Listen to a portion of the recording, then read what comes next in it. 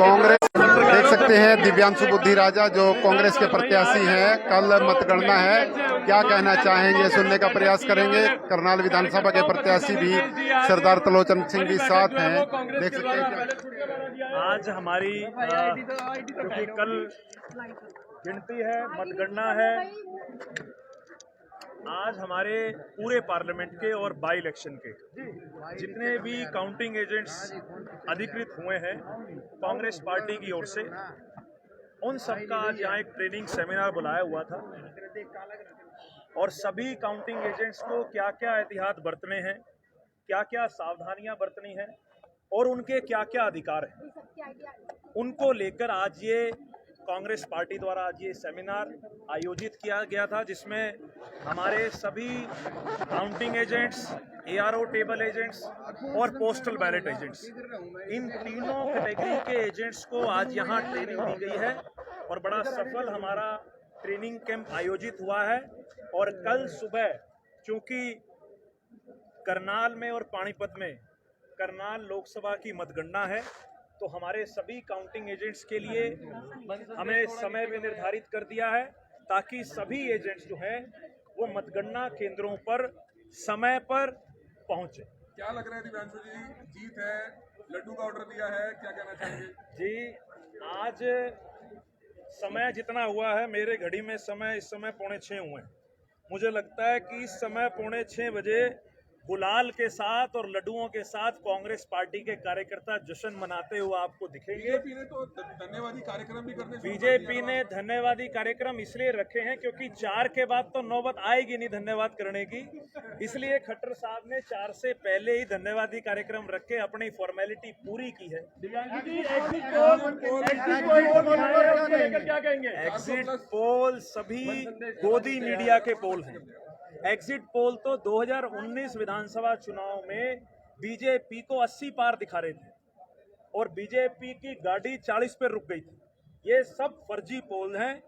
मुझे लगता है कि जो मैंडेट करनाल और पानीपत की जनता ने दिया है वो ईवीएम में कैद है और जो सेक्शन ऑफ साइलेंट वोटर्स जितना मैं लोगों के बीच में चुनाव के बाद भी मैं मिला, तो मुझे लगता है कि एक बहुत बड़ा जो तबका है साइलेंट वोटर का, वो कांग्रेस पार्टी के पक्ष में मतदान करता हुआ देखा गया। सीएम और पूर्व सीएम कह रहे हैं कि बोगस वोटिंग हुई है। सीएम और पूर्व सीएम कह रहे हैं बोगस वोटिंग हुई है, अधिकारियों ने करवाई है। देखिए, खट्टर साहब जो फ्रस्ट्रेशन जो खट्टर साहब की प्रेस कॉन्फ्रेंस में मैं देख रहा था, वो सीधा सीधा संकेत है कि अब उनको हार दिख रही है और वो उस हार से इस कदर बौखलाए हुए हैं कि अपनी हार का ठीकरा अपनी ही सरकार के कर्मचारियों के सिर पर फोड़ना चाह रहे हैं।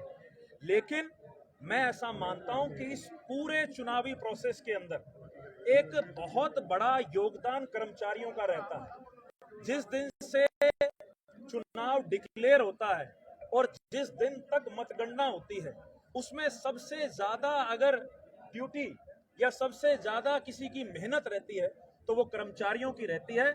मुझे लगता है कि कर्मचारियों ने अपना पूरा रोल अदा किया और खट्टर साहब जो कर्मचारियों के सिर पर अपनी हार का ठीकरा फोड़ना चाह रहे हैं, पहली बात तो वो किस उसके अंदर ये बात कह रहे हैं, क्योंकि ना वो मुख्यमंत्री हैं, अभी तो वो मात्र एक प्रत्याशी हैं। यही चीज का जवाब करनाल और पानीपत की जनता लेगी। जो एक अहंकार मनोहर लाल जी के सर पर सवार है, जो लोग कह रहे हैं कि खट्टर साहब की गर्दन का सरिया निकालना है, यही उनका एटीट्यूड उनको लेकर डूबेगा। और मैं ऐसा मानता हूं कि सरकारी कर्मचारियों ने अपनी जिम्मेवारी को निर्वहन करते हुए चुनाव को बहुत शांतिपूर्ण शिकायत करके आए आप। देखिए, पूरे हरियाणा में एक पार्लियामेंट है करनाल, जहां पर कर्मचारियों को ईडीसी वोट से वंचित रखा गया। ईसीआई की गाइडलाइन आरओ को आई, इसलिए हमने ईसीआई दिल्ली में कंप्लेंट दी है कि क्यों हरियाणा के अंदर सिर्फ एक सीट करनाल के अंदर कर्मचारियों को ईडीसी वोट से वंचित रखा गया। प्रशासन का जवाब आया था पहले कि करनाल के अंदर बाय इलेक्शन है। हमने उसके अंदर आधार ये बनाया है कि राजस्थान के अंदर बांसवाड़ा पार्लियामेंट के अंदर भी बाय इलेक्शन था, लेकिन वहां पर 8 असेंबली के अंदर ईडीसी वोट जारी किए गए थे। लेकिन करनाल पार्लियामेंट के अंदर क्यों इलेक्शन कमीशन ऑफ इंडिया के द्वारा ये डिस्पैरिटी की गई, कहीं ना कहीं इससे अंदर राजनीतिक बो आती है। इसी को लेकर हमने एक रिप्रेजेंटेशन ईसीआई दिल्ली को दी। मतलब जीत पक्की है, आपके चुनाव में जीत पक्की है, कल कोई जीत तो नहीं बोलेगी, कोई भी पार्टी जो रिजल्ट आएगा वो सभी को मान्य होगा, मंजूर होगा। देखिए, जिस दिन से मशीन्स काउंटिंग होल्स के बाहर प्रीमिसेस में जो स्ट्रांग रूम है वहां पहुंची हैं, हमने परमानेंट वहां पे टेंट गाड़ा हुआ है।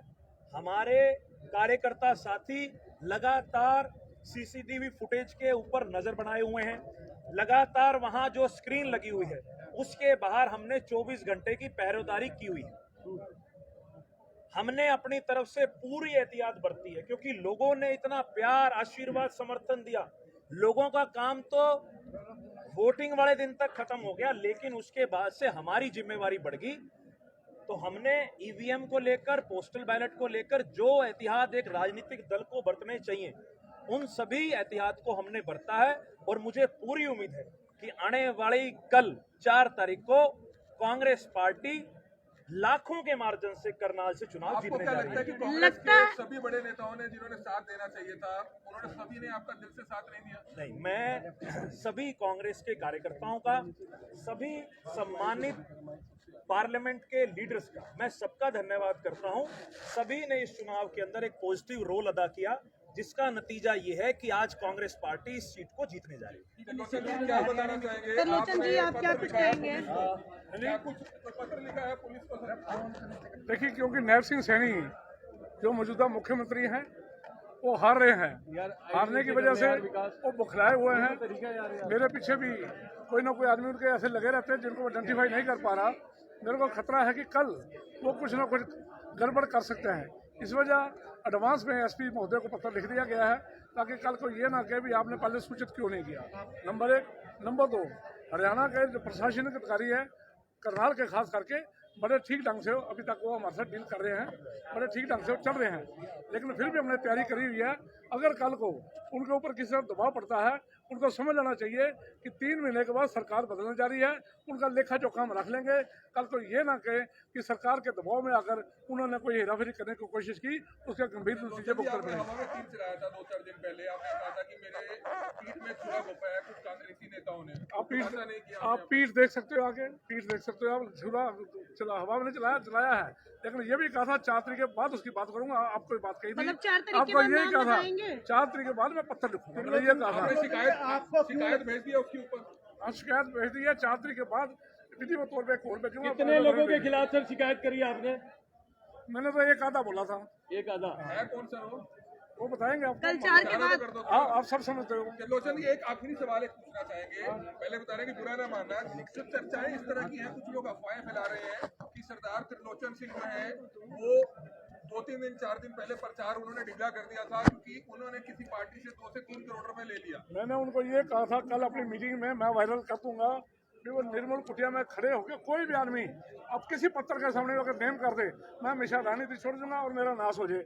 और जिन्हें ये कहा वो पश्चाताप करे, वरना उसको नतीजे भुगतने होंगे। मिला रहे हैं, गलत है। 100% गलत है। अगर पानी भी पिया हो किसी का, मैं इस बात के 2-3 दिन कहाँ पर है। 23 तारीख तो प्रियंका जी आई थी, उससे पहले अनाज मंडी में प्रोग्राम, सारे प्रोग्राम थे। ये तो वो लोग करते हैं जो ये चाहते हैं भी त्रिलोचन किस तरीके मैदान से बाहर हो, अगला चुनाव हम लड़े। ये होने वाला नहीं है, ध्यान रखना इस बात का। देख सकते हैं दिव्यांशु बुद्धि राजा और सरदार त्रिलोचन सिंह ने अपनी बात मीडिया के सामने रखी है और सीधे तौर पर कहा है कि उनकी जीत होने वाली है। देख सकते हैं लाइव तस्वीरें इस समय करनाल से आप देख पा रहे हैं, इन्हें आप शेयर करते रहें।